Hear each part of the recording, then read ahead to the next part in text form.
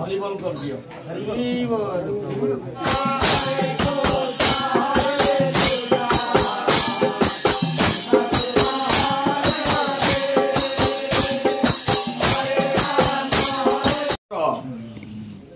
उद्घाटन उत्सव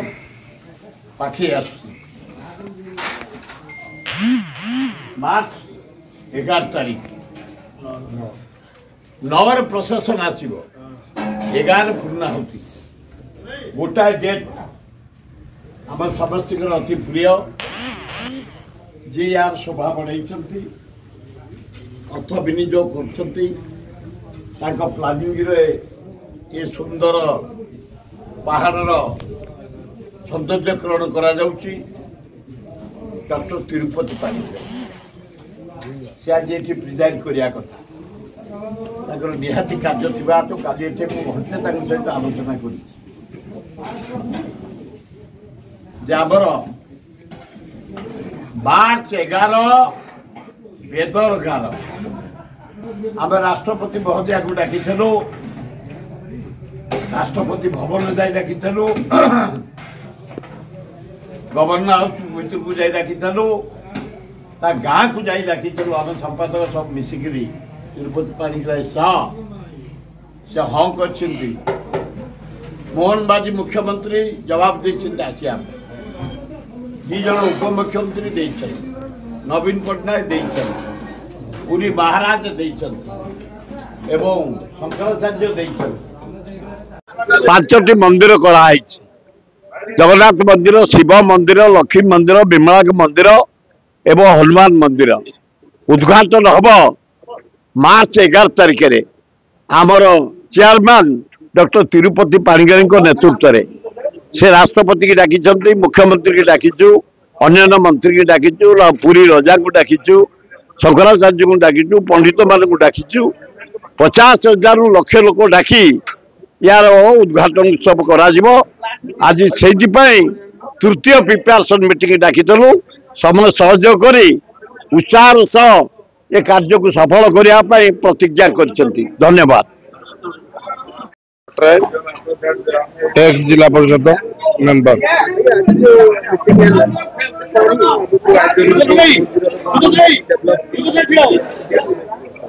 आमर जो जगन्नाथ मंदिर तैयारी होची तिरुपति पाणिग्राही अवदान भल अच्छी एवं सुर भाई या सब जगह तत्वावधान करुँच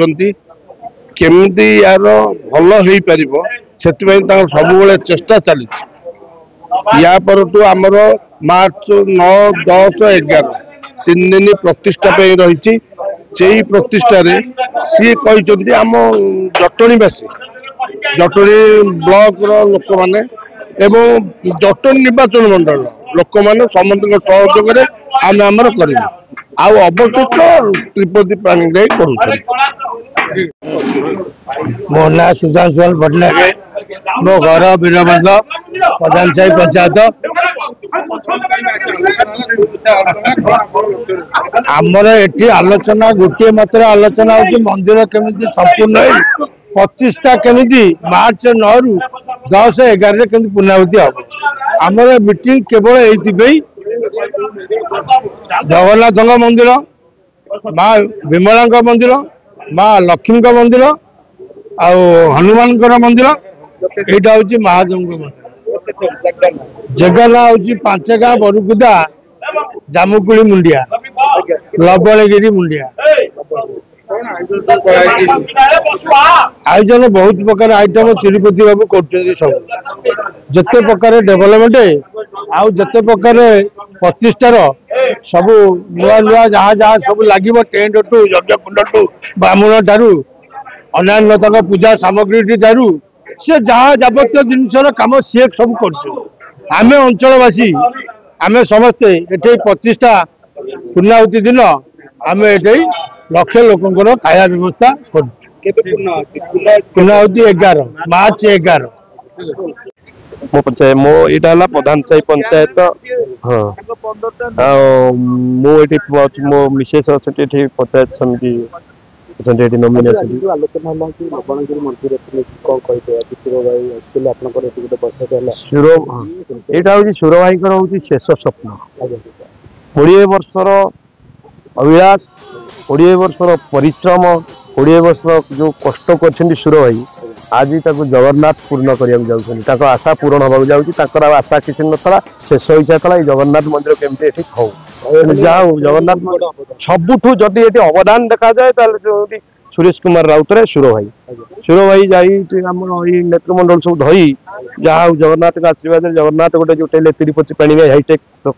ତାଙ୍କ ମୁଣ୍ଡରେ ସୁର ଭାଇ ଯାଇକି ଯେତେବେଳେ ତାଙ୍କୁ କହିଲେ ଜଗନ୍ନାଥ ତାଙ୍କ ବିଷୟରେ କଣ୍ଠ ହେଲେ। ତେଣୁ ସିଏ ଯାହା ହଉ ଆସିକି ଯୋଉ ସିଏ ବି ଯାହା ଏଠି କରୁଛନ୍ତି ତିରୁପତି ପାଣି ଖାଇ ଏଠି ବି ଆମର ଭାଇ ଗୋଟେ ପ୍ରଭୁ ଭଳି ଆମେ ବି ତାଙ୍କୁ ଏଠୁ ମାନୁ। मंदिर ना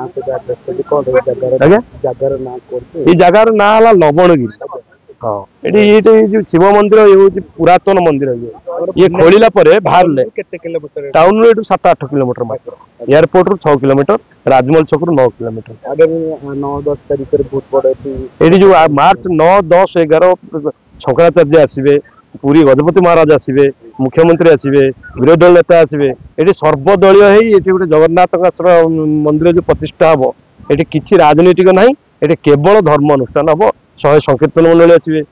ବହୁ ସାଧୁ ସନ୍ଥ ବି ଆସୁଛନ୍ତି, ରାମେଶ୍ୱର, ହରିଦ୍ୱାର, ଋଷିକେଶ ବହୁତ ଆଡୁ ଆସୁଛନ୍ତି।